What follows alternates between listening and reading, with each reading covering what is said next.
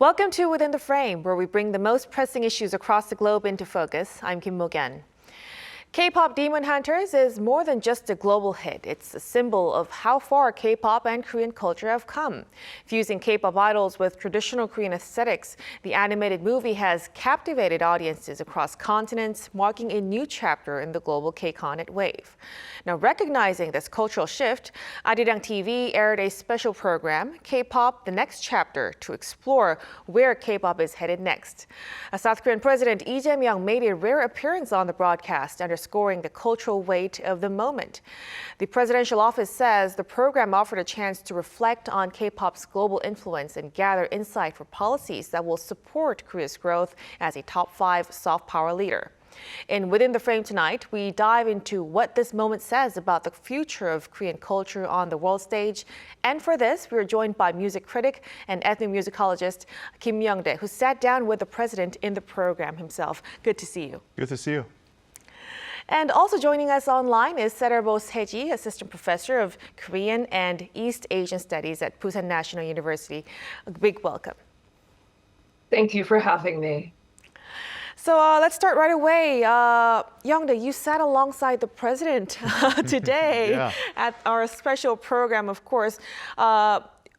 Could you explain for our viewers what were the main themes of your discussion? And also, how does President Lee actually view the current K-pop wave? I don't know what to say. I think I almost forgot everything. First of all, big congratulations to TV for doing this wonderful show. I think my biggest impression, especially about President Lee Jae Myung, is he's genuinely interested in current situation. Not just K-pop Demon Hunters, but this whole momentum, the rise of K-pop and the whole new phase of K-pop's globalization. And he explained a little detail. I think it's really funny. Your president is talking about 설렁탕 and 깍두기, all the, especially food. I don't know why, but the depiction of food, and he really emphasized that it's about the pride. It's about who we are. So let's not just hide our identities.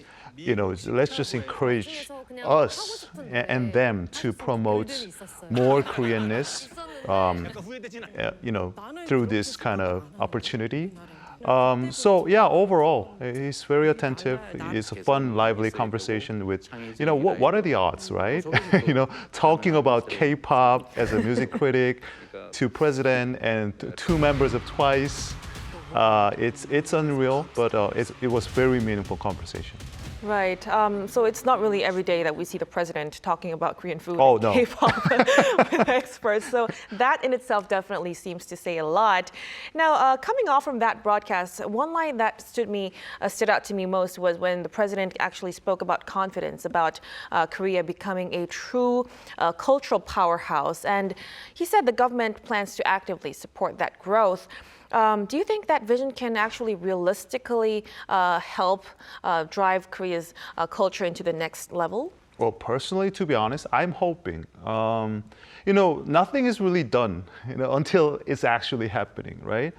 But it's the will. I mean, it's the agenda, it's the interests. I think the overall maybe can be a detailed strategy. It's not really a president's job, but the idea that president is actually on this subject and he's trying to make a statement through this kind of talk show, saying that we have been kind of lazy about giving attention to this cultural section relatively, but now I think he truly understands the situation. It's time. Momentum is here. We're actually the leader. I think some of the most interesting thing he said about Korean culture is that he said, we're not in this situation. We're kind of leader. We're kind of leading this moment. And we have to be proud of ourselves as Korean. So yeah, I mean that means he understands the situation, and obviously thanks to K-pop Demon Hunters. But yeah, I hope it's happening, more detail, but it's important for him to know and giving this kind of message to everyone. Right. So it really showed how the president was genuine and sincere about this momentum moving forward. Now let's shift our focus slightly. So despite blending K-pop idols with traditional Korean elements, K-pop Demon Hunters has struck a chord globally across cultures and many generations.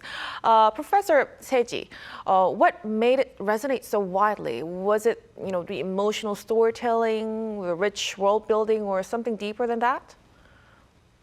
Well, obviously, to be this popular, K-pop Demon Hunters is able to appeal to a heterogeneous audience. That's really important. Young, old, urban, rural, all races and nationalities. And I've heard repeatedly that children are entranced and encourage multiple rewatchings. The basic idea of a fight between good and evil is simple enough even for young children to understand. And there's nothing traumatic in the, fights with the demons, really. However, when you think more deeply about the story, there's so many ways that this has wonderful teaching moments. The demons are actually people who became demons because of selfish, bad decisions. And the demon side of Rumi is literally brought out when she's unable to be truthful about who she really is. So yeah, there's great story, fabulous world building. I think everyone is hoping for a sequel or a prequel, but also the music. Most of the songs in the movie, they sound like K-pop. I mean, dare I say, they actually are K-pop songs. And audiences who hadn't considered listening to K-pop before, they were kind of blindsided by how amazing this music is by being introduced to it in English within this animated film. And, Golden, My Idol, Soda Pop Takedown, these songs they're just great. That's why they're charting so well. These songs are keeping the magic in the movie alive for audiences, and they're bringing new audiences to K-pop, and I'm so thankful for that. Of course, I can't praise the traditional cultural elements enough. I just love the tiger and the bagpipe. But there were also these really small modern cultural details, things like when you put a napkin on the table before you put down your utensils.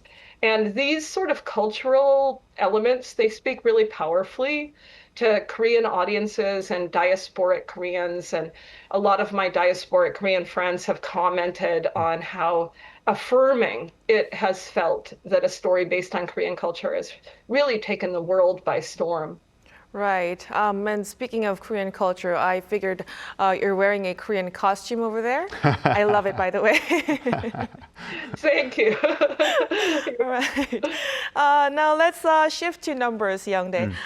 The song Golden not only topped the Billboard Hot 100, but also claimed the top spot on the UK's official singles chart. So it's, as far as I know, it's the first time in history for a K-pop track that has simultaneously topped both major charts.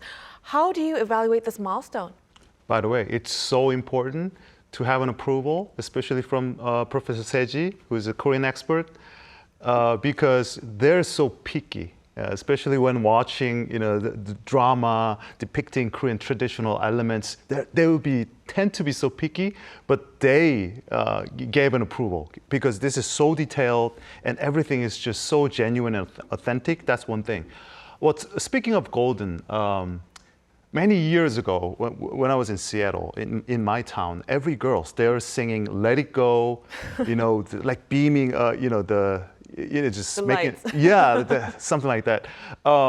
Singing "Let It Go." Now, this is a new "Let It Go" in new era. Everybody's singing. They just so eager to sing and upload this song. They just wanted to nail the song, that high note. So the song is popular. The 3 songs from this album, went to the top 10 chart of the Billboard 100, Hot 100. The first 3, songs OST album on top 10, since 1995. Whitney Houston, I think, is waiting to excel. Trust me, Professor Seji knows that, the movie. Anyway. It's wonderful. I think it's very historic because it's so unique because it's based on Korean culture, but manufactured, produced by, foreign capital, promoted by Netflix and distributed by Netflix as well. But the core is K-pop, done by K-pop producers. So I think it's genuinely a K-pop phenomenon. And it's not just based on some limited size of like the fans or the K-pop core fans. It's for everyone, right? So I think the number is definitely important. Like the two number ones from two different countries, mainstream countries. But I think that cultural significance, new Let It Go in new era, I think it's more important than just number one songs or the how many albums, singers were downloaded or streamed. Of course, I love how you called it the new Let It Go. It really Yeah, itself that's says my a lot. new Slogan. slogan. Yeah. All right. Now, adding another layer to this, global media outlets are focusing now on how a virtual idol operating solely online has made history on these top charts. So, Professor Seji, what enabled such massive popularity in this virtual realm? And what does the rise of virtual idols and K-pop Demon Hunters suggest for the future of K-pop industry? Well, I think that people are a little misunderstanding what actual virtual idols are. All the singers involved with this production, people like EJ and Kevin Wu and the members of Twice, they're real people with real skills. They're not promoting live, but at the moment we're in, when you say things like virtual idol, I think people immediately leap to think that an animated face is going to be matched with like an AI voice. And, I think that we have to be careful in the words that we choose, because the singing in K-pop Demon Hunters is not AI. And the virtual idols in K-pop, the biggest virtual success we've had so far is a group called Plave. And they're actually voiced by real people. Their dance motions are captured digitally from the motions of real dancers. And this is very different than a Vocaloid like Hatsune Miku. And so I think when we use the term virtual idols, I think people sometimes leap to thinking about Vocaloids. And virtual idols are different.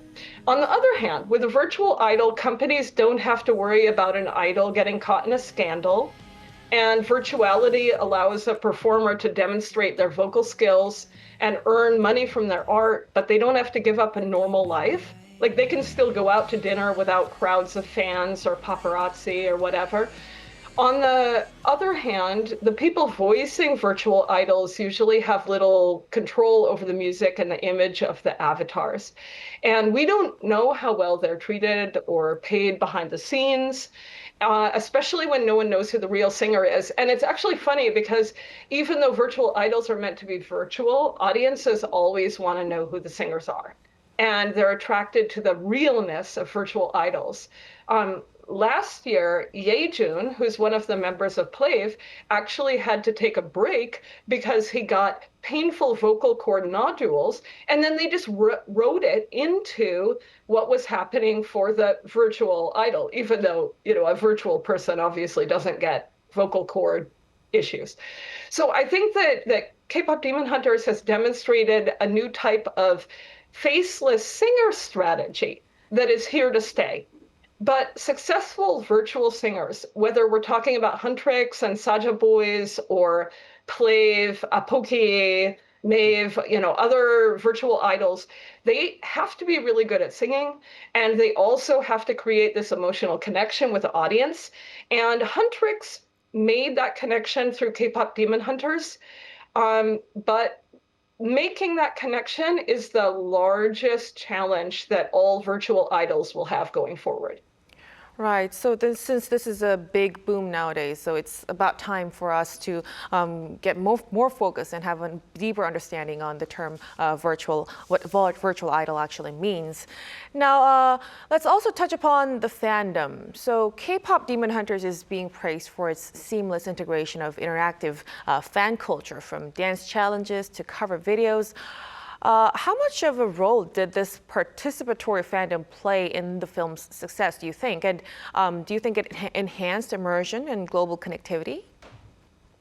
Oh, absolutely. I think one of the differences between pop music and K-pop music is that the K-pop industry is really effective at recruiting fans into the process of promoting and spreading music. And what's more, many of those activities that promote or spread K-pop are actually enjoyable. You're making community, you're meeting people who think like you're accomplishing goals. Like people who are in K-pop fandom very, sincerely, they actually feel like they have a role in that group's success. And so everyone involved with K-pop Demon Hunters, they're all people who understand K-pop fandom, right? And they were aware of how this could contribute to the success of the movie. So yes, the marketing plan for the movie had elements of the marketing plan for a new K-pop release right from the beginning.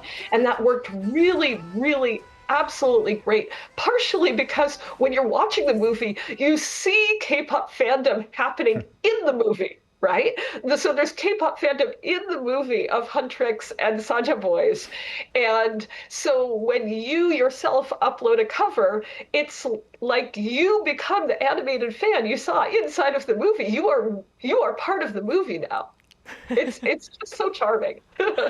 Right, so it's really no longer just watching, it's like creating together and participating in the living culture. Now, Youngdae, let's touch upon some production points. Some people argue that K-pop Demon Hunters are not really qualified to be called K-content because it's produced overseas and its distribution. Do you agree with that? I don't know. I mean, the meaning of K-content is therefore important. If we define that as a cultural product, like cultural kind of, there's something from the manufacturer.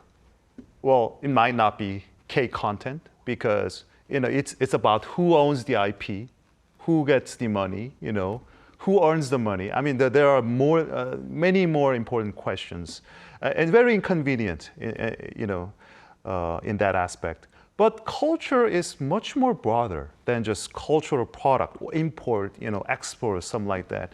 Because, I tend to compare this kind of situation to, the cultural music genre, like hip hop, bossa nova. I mean, I don't know which agency or which person get the most money from the bossa nova phenomenon. Maybe not Brazilian, maybe just American or English people. But when we talk about bossa nova, hip hop, we tend to talk about, the culture of Brazil, let's go to Brazil or something like that, the ghetto culture, African American culture. I think culture is definitely different from just merely cultural product. So I think what this K-pop Demon Hunters thing taught us in that aspect is it's just broadening our perspective. Well, money is important, IP, ownership, that's definitely important. But as a result of this amazing success, the whole culture of K-pop, K-culture just right now is just skyrocketing. And everybody wants to know more about the K-culture, wants to go to Namsan, see the scenery, eating tteokbokki. They used to hate the chewy, the sticky rice thing, but now they're just loving it. So I think it's more important than just how much money we get from it. Who owns the ownership? Yeah. But so now, as of this point, I must ask. So since you're a music critic yourself, can you tell us what new possibilities did the K-pop Demon Hunters phenomenon actually reveal? And do you think it can now be transitioning from a genre to a global brand, like you've been pointing on? Well, at this point, K-pop's becoming a kind of template or platform that everybody just participating in, using that as a tool to just enjoy themselves. It's not just cheering for your favorite idol. It's about everything. I mean, being in the K-pop world, know more about this world building, lore, everything about K-pop. Because K-pop keeps providing more and more every day, every year. So I think the one big the implication at this point is that K-pop's becoming way more mainstream. Because that's the thing that K-pop world has been, struggling and hoping for last 2 decades, maybe 3 decades, to be able to be part of mainstream culture. But it was hard because cultural barrier, language, ethnicity. But right now, because it is not culturally, the bound thing, K-pop Demon Hunters, they're everywhere. They're everything but nothing at the same time. So it just opens up the whole new possibility of K-pop being a global and a very flexible platform for everyone to be in.